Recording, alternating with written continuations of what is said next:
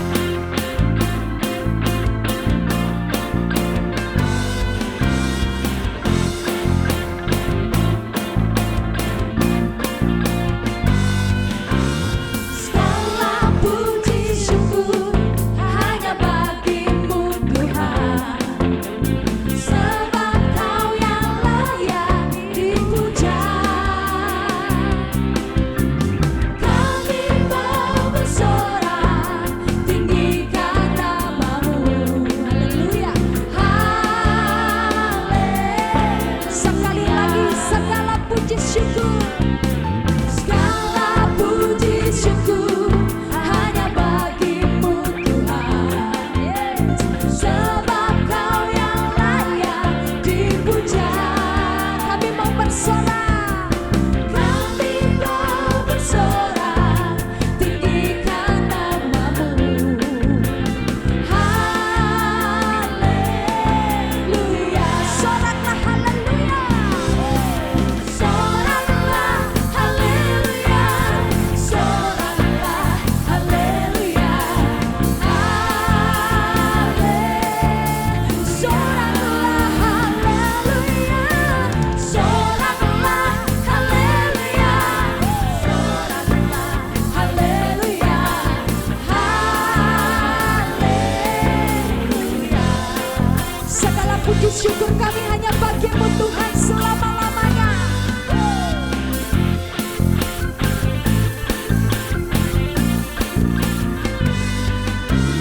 Segala puji syukur hanya bagimu Tuhan. Amin. Sebab Kau yang layak dipuja. Kami mau bersorak, kami mau bersorak, tinggikan namamu. Haleluya, sekali lagi, segala puji syukur, segala puji syukur hanya bagimu Tuhan. Sebab Kau yang layak dipuja. Kami mau bersorak, tinggikan namamu.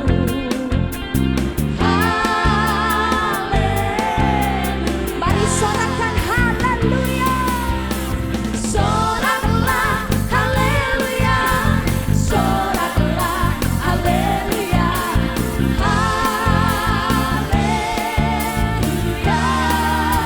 soraklah haleluya, soraklah haleluya, sekali lagi, soraklah haleluya, soraklah haleluya, soraklah haleluya, haleluya, soraklah haleluya, soraklah haleluya,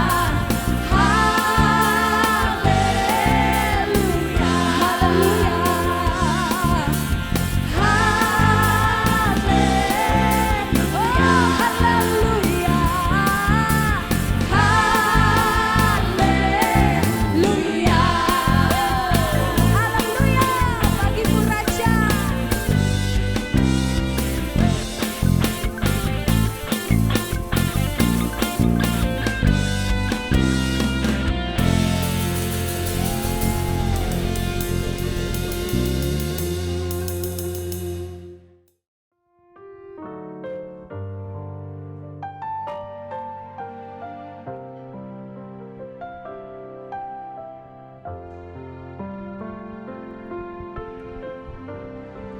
Ku tetap cinta, ku tetap cinta, walau badai datang menerpa. Ku tetap cinta, ku tetap setia, ku tetap setia.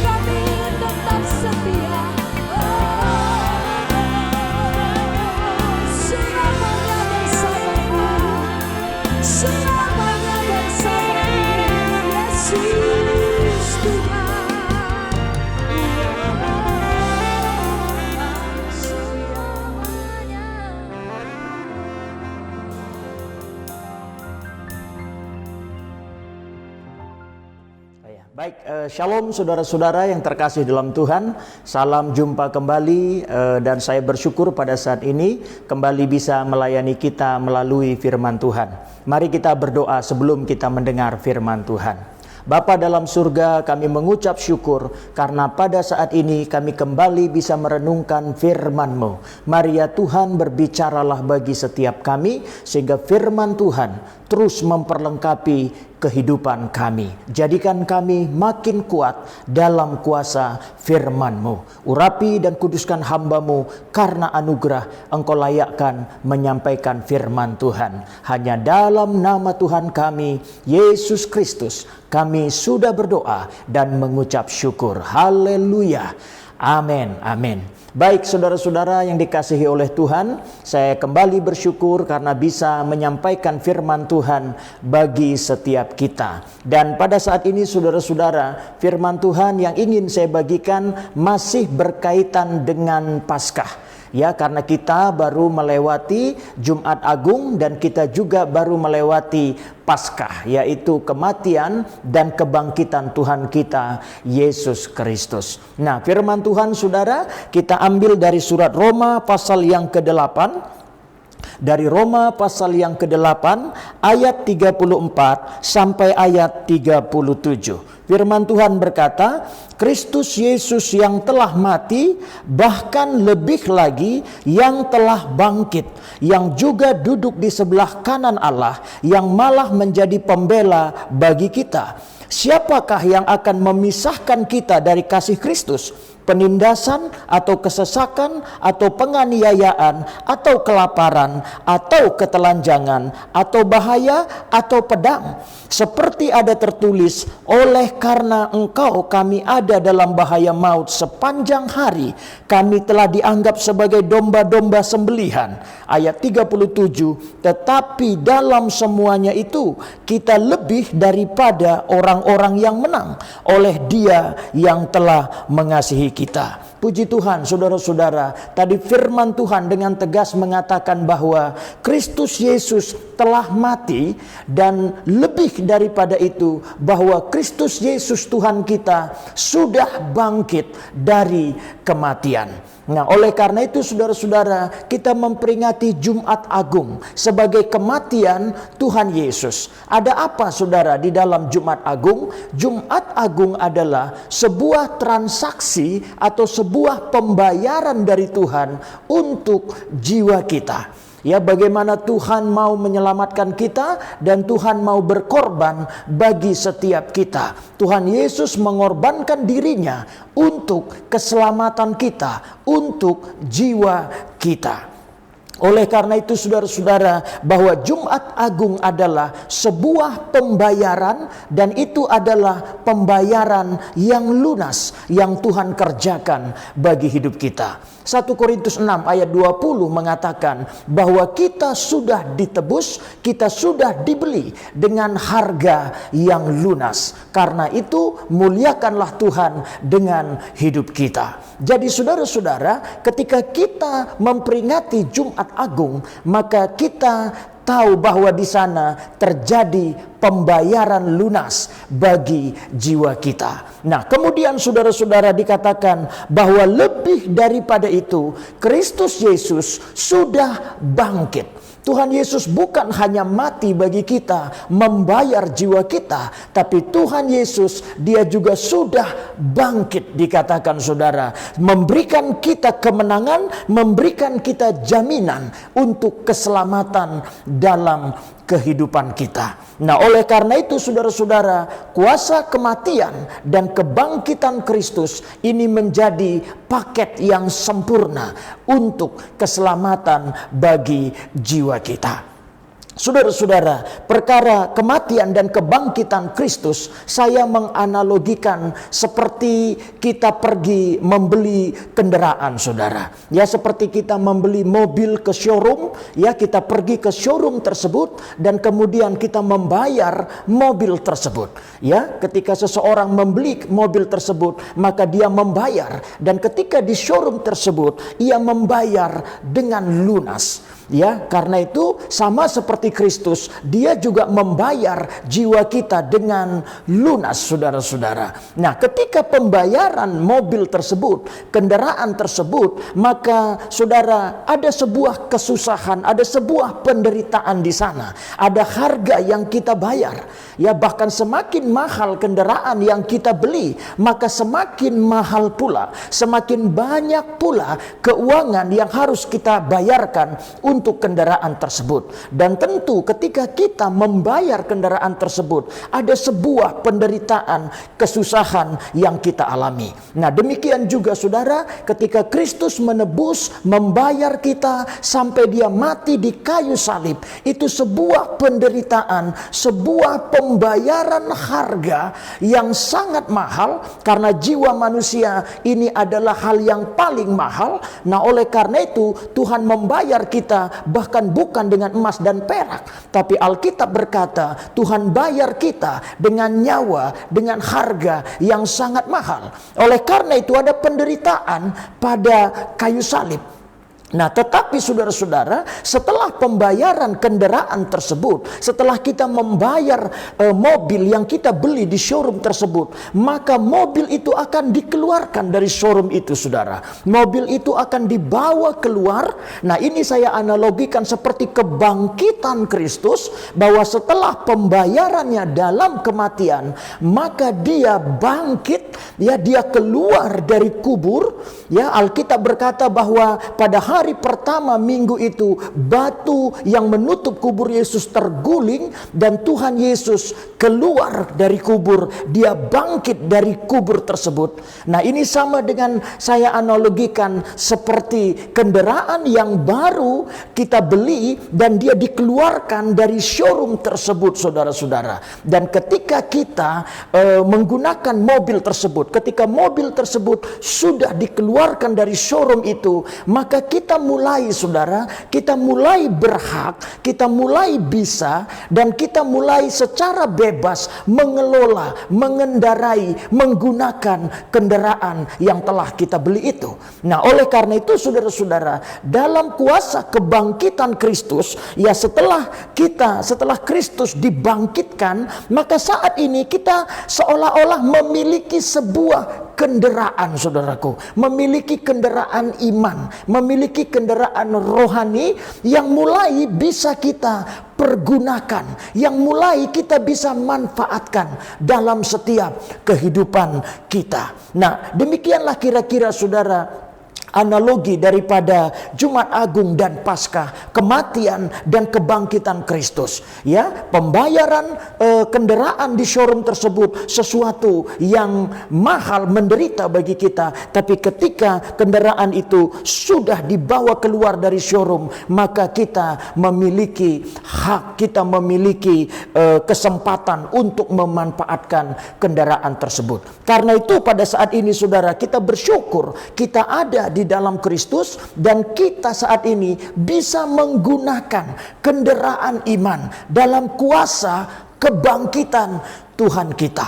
Oleh karena itu setiap kita biarlah berjalan dalam kuasa kebangkitan Tuhan Yesus bagi setiap kita. Haleluya. Nah, saudara-saudara yang dikasihi oleh Tuhan, dikatakan tadi bahwa dalam kendaraan, dalam kuasa kematian dan kebangkitan Kristus, kita telah dijadikan menjadi orang-orang yang lebih dari pemenang. Ya, ini tadi yang dikatakan dalam ayat 37, bahwa di dalam segala perkara, di dalam hal apa saja, dalam kuasa kebangkitan Kristus, maka kita sudah menjadi, saudara, orang-orang yang lebih dari pemenang. Hal ini patut kita sadari sungguh-sungguh, saudaraku, bahwa posisi hidup kita dalam Kristus sudah lebih dari pemenang. Karena itu bagaimana saudara kita menjalankan kendaraan iman kita? Bagaimana kita menjalankan kendaraan kerohanian kita? Ya, sama seperti tadi saya analogikan, mobil yang sudah keluar dari showroom, bagaimana cara kita mengendarainya? Bagaimana cara kita menggunakannya? Nah, mari saudara dalam hidup ini kita menggunakan kendaraan iman kita dengan cara, dengan prinsip, dengan spirit, yaitu lebih dari pemenang. Ya, saudara dan saya dalam kuasa kebangkitan Kristus, kita orang-orang yang lebih dari pemenang. Nah, oleh karena itu saudara-saudara, yang pertama yang harus kita lakukan dalam hidup kita adalah jangan mudah mengeluh. Ya, ini poin yang pertama saudara. Sebagai umat yang lebih dari pemenang, jangan mudah mengeluh. Apalagi suka mengeluh. Jangan saudara-saudara. Ya, karena kita ini umat yang lebih dari pemenang. Saudara, jangankan yang lebih dari pemenang. Seorang pemenang saja dia tidak pernah mengeluh. Tidak pernah ada orang menang lalu mengeluh. Sebab mengeluh atau bersungut-sungut itu adalah sifat orang yang kalah. Ya, maka kalau ada orang yang kalah, biasanya dia akan mengeluh, dia akan bersungut-sungut, dan lebih jauh daripada itu, dia akan menyalahkan kiri dan kanan. Ini ciri-ciri orang yang kalah, dan setelah dia menyalahkan kiri dan kanan, dia akhirnya akan menyalahkan Tuhan. Ya, jadi saudara, sifat yang mengeluh, sifat yang bersungut-sungut, itu adalah sifat orang yang kalah. Nah, oleh karena itu orang-orang percaya kita di dalam Kristus, di mana kita lebih dari pemenang, tentu kita saudaraku tidak dibenarkan. Kita sangat jauh dengan sikap-sikap, sifat-sifat yang mengeluh. Ya, intinya saudara-saudara, dalam Tuhan, dalam hidup ini tidak ada lagi perkara, tidak ada hal lagi yang perlu kita keluhkan dalam hidup kita.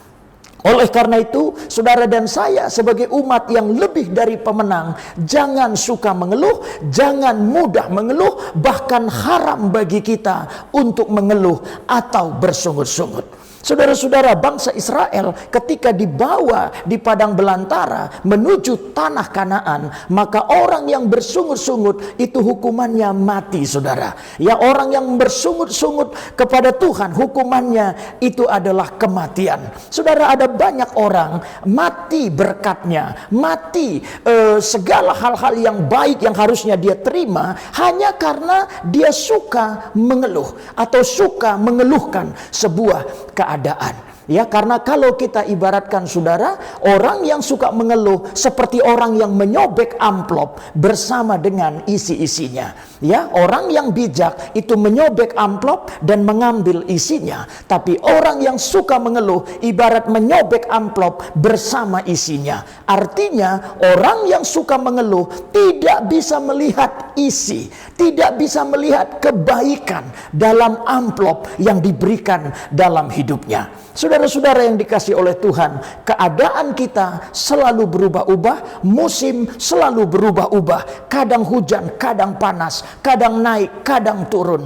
Ya, kadang mudah, kadang terasa sulit. Ada berbagai banyak dinamika keadaan hidup yang kita jalani. Tapi percayalah, dalam semua keadaan itu ada pesan-pesan Tuhan, ada berkat-berkat Tuhan, ada rencana-rencana Tuhan, bahkan ada promosi-promosi terobosan dari Tuhan untuk setiap kehidupan kita, selama kita tidak mengeluhkan keadaan-keadaan tersebut. Tapi kalau seseorang mudah mengeluhkan keadaan-keadaan yang dia alami, maka orang tersebut saudara, matanya seperti tertutup, matanya akan buta. Sebab orang yang mengeluhkan keadaan, dia tidak pernah bisa melihat kebaikan dari sebuah keadaan tersebut.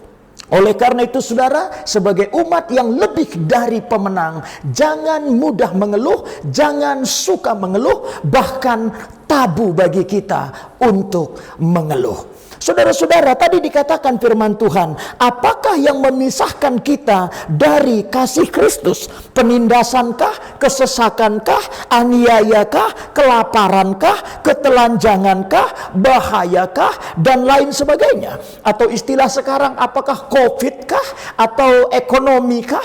Saudara, Alkitab di sini memberikan isyarat bagi setiap kita bahwa umat yang lebih dari pemenang memang hidupnya tidak selalu mudah. Ya, hidupnya tidak selalu mulus. Ya, hidup orang-orang percaya tidak seperti jalan tol yang seolah-olah bebas rintangan. Tidak seperti itu. Ya, ada bahaya, ya ada kelaparan, ya ada penganiayaan, ada kesesakan. Dan kalau kita melihat juga saudara, bagaimana hidup dan pelayanan Rasul Paulus, dia banyak mengalami berbagai tekanan, aniaya, baik dari pihak dalam atau dari pihak luar. Saudara, Alkitab mengisyaratkan bahwa ada banyak tantangan-tantangan kehidupan, rintangan-rintangan kehidupan akan kita hadapi. Tetapi saudara, kita tidak perlu mengeluh. Ya, kita tidak boleh mengeluh. Kita tidak mengeluhkan semua perkara-perkara tersebut. Karena itu saat ini apapun keadaan saudara, mungkin saudara mengalami kesesakan, mungkin saudara mengalami sakit penyakit, mungkin saudara mengalami kebangkrutan, mungkin saudara mengalami ketelanjangan, mengalami penindasan, mengalami aniaya dan lain sebagainya. Sebagai umat yang lebih dari pemenang, mari kita jangan mudah mengeluh, jangan suka mengeluh, dan haramkan, tabu bagi kita untuk mengeluh. Jadi melalui kuasa kebangkitan Kristus, melalui kuasa Paskah, mari kita berhenti mengeluhkan sebuah keadaan. Saudara-saudara, kalau kita melihat prinsip dasar dari iman kita, orang percaya, maka tidak ada ruang bagi kita untuk mengeluh atau bersungut-sungut atas sebuah keadaan yang tidak sesuai dengan keinginan. Karena kita percaya, yang pertama saudara, bahwa dalam Tuhan tidak ada yang kebetulan. Saya yakin semua kita percaya dalam Tuhan tidak ada yang kebetulan. Alkitab menegaskan tidak sehelai rambut kita jatuh kalau Tuhan tidak izinkan. Betapa Tuhan begitu peduli, betapa Tuhan begitu konsen untuk kehidupan umatnya. Tidak jatuh rambut kita tanpa seizin Tuhan, apalagi perkara-perkara yang lain. Nah, saudara, kalau kita percaya bahwa dalam Tuhan tidak ada yang kebetulan, maka semuanya kita percaya dalam rencana Tuhan. Bahkan jika dalam hal-hal kecil tidak kebetulan, apalagi dalam hal-hal yang besar, tentu pasti lebih tidak kebetulan. Semuanya ada dalam rancangan Tuhan. Nah, oleh karena itu segala perkara tidak perlu kita keluhkan. Kita tidak perlu mengeluh atas keadaan apapun, sebab kita percaya dalam Tuhan tidak ada yang kebetulan. Yang kedua, saudara, prinsip dasar iman kita, dalam lembah kekelaman Tuhan merenda kebaikan. Ya, lagu rohani kita berkata, sekalipun aku dalam lembah kekelaman, aku tidak takut bahaya, sebab gadamu dan tongkatmu itulah yang menolong aku. Nah, saudara-saudara, kita percaya bahkan dalam lembah kekelaman berbicara kondisi-kondisi yang terburuk, kondisi dalam bayang-bayang maut. Nah, kita percaya dalam prinsip iman kita, dalam bayang-bayang maut, dalam kondisi yang terburuk, kita tidak pernah takut bahaya karena kita percaya Tuhan menyertai kita. Nah, oleh karena itu Bapak Ibu Saudara, apapun keadaan yang saat ini saudara alami, apapun tantangan yang saat ini saudara hadapi, jangan mengeluh, jangan keluhkan. Tetapi apa yang harus kita lakukan? Mari kita melihat peluang. Ya, kita bukan orang-orang yang mengeluhkan keadaan, tapi kita orang-orang yang mencari solusi. Kita orang-orang yang melihat solusi. Kita memiliki Roh Kudus untuk mengajar, menolong, menopang dan memimpin kita. Nah, karena itu saya percaya dalam setiap keadaan Roh Kudus akan memberikan kita jalan, akan membuka kita jalan untuk menemukan solusi-solusi, peluang-peluang atas segala keadaan. Saudara, saya percaya kalau kita tidak mengeluhkan keadaan, tapi kita memikirkan peluang, mau melihat peluang, maka saya percaya dalam segala keadaan kita tidak akan mengalami kebuntuan. Kita akan selalu keluar sebagai orang-orang yang lebih dari pemenang. Haleluya. Jadi yang pertama saudara, melalui kuasa kebangkitan Tuhan Yesus, Jangan mudah mengeluhkan keadaan. Yang kedua, saudara-saudara, sebagai umat yang lebih dari pemenang dalam kuasa kebangkitan Tuhan Yesus, kita tidak boleh hidup secara biasa.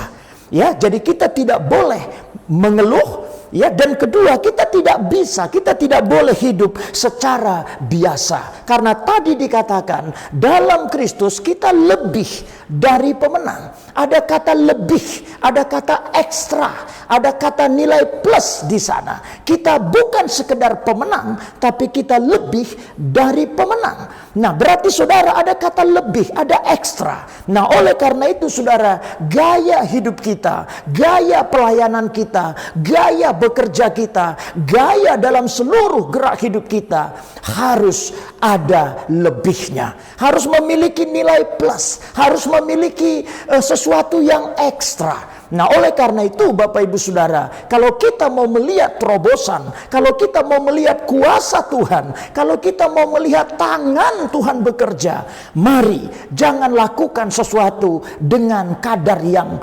biasa, tapi mari kita melakukan segala perkara dalam kadar yang luar biasa. Ya, saudara percaya Tuhan kita luar biasa. Ya, saya percaya, kita semua percaya Tuhan kita luar biasa. Tapi tahukah saudara, konsekuensi kepercayaan kita Tuhan kita luar biasa, maka kita tidak boleh mengikut Dia dengan cara yang biasa. Sebab orang yang luar biasa tidak tertarik dengan orang yang biasa. Kalau saudara orang yang luar biasa, saudara tidak akan tertarik dengan orang yang biasa. Sebab orang yang luar biasa selalu tertarik, selalu cocok dengan orang yang luar biasa. Kalau ada penyanyi yang luar biasa, dia didampingi oleh penyanyi yang biasa, maka biasanya penyanyi yang luar biasa itu akan stres. Karena penyanyi yang biasa selalu merusak lagunya. Karena itu penyanyi yang luar biasa harus didampingi dengan penyanyi yang juga luar biasa. Supaya ada keseimbangan, kesesuaian.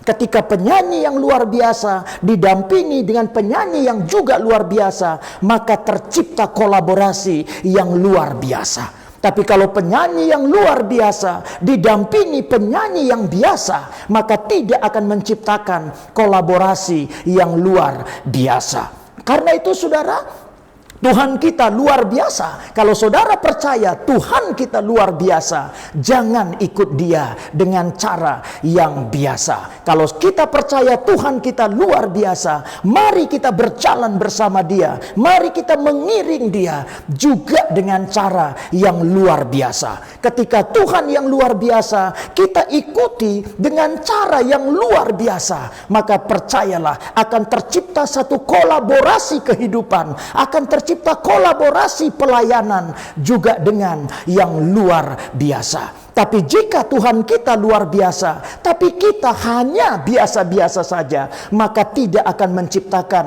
kolaborasi kehidupan yang luar biasa. Karena itu Bapak Ibu Saudara, mari kita umat yang lebih dari pemenang, kita memiliki nilai ekstra, nilai lebih. Kita memiliki keluar biasaan, jangan biasa-biasa dalam melakukan segala perkara. Mari belajar kita dari Sakeus, bagaimana Sakeus mencari Tuhan dengan luar biasa. Kita tahu cerita Sakeus bagaimana memiliki kesulitan untuk melihat Yesus. Dia memiliki kesulitan karena tubuhnya pendek. Tapi dia tidak mengeluh, dia tidak kecewa, dia tidak mundur. Tapi Sakeus, dia berlari mendahului orang banyak. Dia panjat pohon. Ada cara yang luar biasa yang dikerjakan oleh Sakeus untuk melihat Yesus. Dan ketika Yesus melihat keluar biasaan cara Sakeus mencari Dia, maka Tuhan tertarik kepada dia. Saudara percayalah bahwa Tuhan selalu tertarik dengan orang-orang yang memiliki kadar keluar biasaan. Tapi sebaliknya Tuhan sangat tidak tertarik dengan orang-orang yang tidak memiliki spirit keluar biasaan. Karena itu cari Tuhan dengan luar biasa. Sekalipun penuh dengan hambatan, penuh dengan tantangan, tetap cari Tuhan dengan luar biasa. Seperti seperti Sakeus mencari Yesus dengan cara yang luar biasa. Juga mari kita belajar saudaraku, ya seperti beriman Sadrak, Mesak, Abednego. Mereka beriman dengan luar biasa. Sekalipun ancamannya masuk dapur api, mereka tidak mau menyembah patung yang dibuat oleh raja. Mereka tetap percaya kepada Tuhan. Saudara, menyedihkan sekali hari-hari ini ada banyak orang menggadaikan iman Kristennya hanya karena menikah, hanya karena jabatan, hanya karena popularitas. Ya, tetapi Sadrak, Mesak, dan Abednego bahkan nyawanya diancam, tapi dia tidak menggadaikan iman kepada Tuhan. Dia punya iman yang tidak biasa. Mereka punya iman yang luar biasa. Dan ketika dia dijebloskan dalam dapur api, 3 orang dijebloskan, tapi 4 orang ada di sana. Tuhan bersama mereka. Jangankan tubuh mereka, rambut mereka tidak terbakar oleh dapur api. Ada kemuliaan iman, ada kemuliaan, ada mujizat terjadi bagi Sadrak, Mesak, dan Abednego. Kenapa? Karena mereka memiliki iman yang luar biasa. Juga belajar kita dari janda Sarfat, bagaimana dia memberi makanan terakhir, dia memberikan roti terakhir. Dia tidak memberi dalam kekayaannya, dia tidak memberi dalam kelimpahannya, tapi dia memberi dalam kekurangannya, dia memberi dalam kemiskinannya, dan saat itu masa kelaparan. Saudara, orang-orang yang rohnya luar biasa, dia berani memberi sekalipun di masa sulit, dia berani menabur sekalipun di masa kering. Tapi kemanusiaan kita itu terbalik. Kita memberi kalau sedang kaya, kita memberi kalau sedang subur, kita memberi kalau sedang semuanya baik-baik. Tetapi ketika sesuatu mengalami krisis, apakah kita tetap berani memberi? Kita tetap berani menabur? Ya, belajar dari janda Sarfat, memberi dalam kemiskinan. Dan kita tahu Tuhan pelihara dia selama masa kelaparan. Satu genggam kita kasih, satu genggam Tuhan akan ganti. Tapi dalam kapasitas genggaman yang berbeda. Genggaman kita kecil, genggaman Tuhan besar. Genggaman janda Sarfat hanya 1 roti. Tapi genggaman Bapa di surga 3,5 tahun masa kelaparan. Janda Sarfat dipelihara bersama dengan anaknya. Haleluya. Saudara-saudara, di Alkitab kita bisa melihat banyak sekali tokoh-tokoh yang mengalami kemuliaan Tuhan, mujizat Tuhan, pertolongan Tuhan, terobosan dari Tuhan ketika mereka melakukan kebenaran bukan dengan cara yang biasa, tapi mereka melakukan dengan cara yang luar biasa. Mari, apapun keadaan saat ini, cari Tuhan dengan luar biasa. Tetap kita beriman dengan luar biasa. Tetap kita memberi dengan luar biasa. Sekalipun saat ini mungkin mengalami penurunan ekonomi, penurunan finansial, mari kita tetap memberi, tetap menabur. Bahkan kita melayani Tuhan seperti Rasul Paulus yang luar biasa. Saudaraku, sekali lagi bahwa lewat kuasa kematian dan kebangkitan Yesus, kita dijadikan umat yang lebih dari pemenang. Jangan mengeluh dan jangan lakukan sesuatu dengan biasa. Peliharalah roh yang luar biasa, bangunlah roh yang luar biasa. Maka saudara akan melihat Tuhan yang luar biasa selalu menyatakan kemuliaannya. Terima kasih untuk perhatian kita. Doa saya menyertai semua Bapak Ibu Saudara dimanapun berada. Mari kita berdoa untuk firman Tuhan. Bapa dalam surga, kami kembali mengucap syukur karena dalam kuasa kematian dan kebangkitan-Mu, kami Kau jadikan menjadi umat yang lebih dari pemenang. Kami semua dalam Kristus lebih dari pemenang. Dan kami mau belajar tidak mengeluhkan keadaan, tidak mengeluhkan segala yang terjadi. Dan kami juga tidak mau hidup dengan biasa. Kami mau bangun roh yang luar biasa karena Engkau Tuhan kami juga luar biasa. Berkati semua umat-Mu, berkati semua pendengar, berkati semua pemirsa. Terima kasih Bapa dalam surga, dalam nama Tuhan kami Yesus Kristus kami sudah berdoa dan mengucap syukur. Haleluya. Amin. Amin. Kami mengucapkan terima kasih kepada Pastor Petrus Tarigan yang telah menyampaikan kebenaran firman Tuhan pagi hari ini. Kiranya firman disampaikan boleh terus memberkati kita semua. Mari sebelum kita beraktivitas di pagi hari, mari kita sama-sama memuji serta menyembah Tuhan di dalam acara Intimacy Worship yang diadakan setiap hari Senin sampai dengan Sabtu jam 5 pagi. Tentunya tetap di channel Ada Jawaban TV. Ibadah Muda TDJ The Divergent Generation diadakan setiap hari Sabtu jam 7 malam dan ibadah tetap dilakukan secara online. Untuk informasi lebih lanjut akan diinformasikan di sosial media TDJ. Baik, kita akan sama-sama memberikan persembahan. Bapak dan Ibu Saudara dapat memberikan persembahan di nomor bawah ini. Terima kasih telah beribadah bersama dengan kami. Kiranya di minggu yang selanjutnya kita dapat beribadah kembali bersama-sama. Selamat hari Minggu, Tuhan Yesus memberkati.